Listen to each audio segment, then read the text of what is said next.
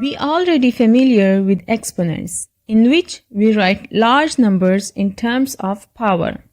Similarly, we can write 2 raised to the power 4. It is 2 times 2 times 2 times 2 and is equal to 16. So the power of the base tells us how many times the base is multiplied with itself. We say 2 raised to power 4 is equal to 16. Logarithms are used in mathematics for the same purpose. Logarithms are also used to deal with the large numbers of values. Exponents and logarithms do same task, but they are inverse to each other. We can write this exponent in logarithm form as log of 16 to the base 2 is equals to 4. Look at this expression carefully. The power of the exponent is the answer and the base of the log is base number. We can also say that in exponent form, let this 2 is the base, power is the input, and we get output as 16. But as logarithm form is the inverse of exponent, so these terms interchange their places.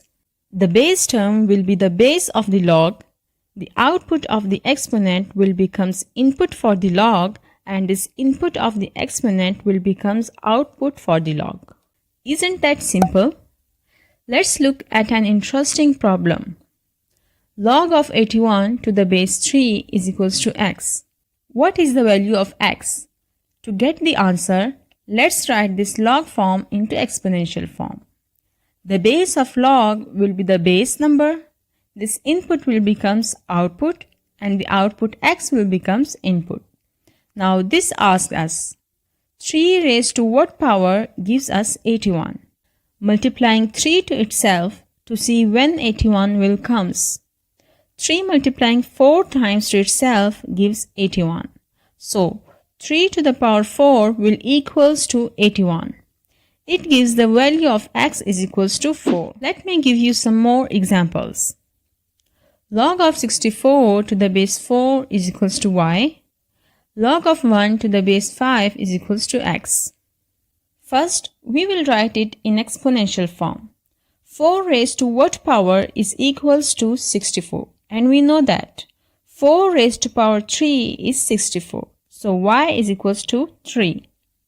Now look at this second example. 5 raised to x is equals to 1.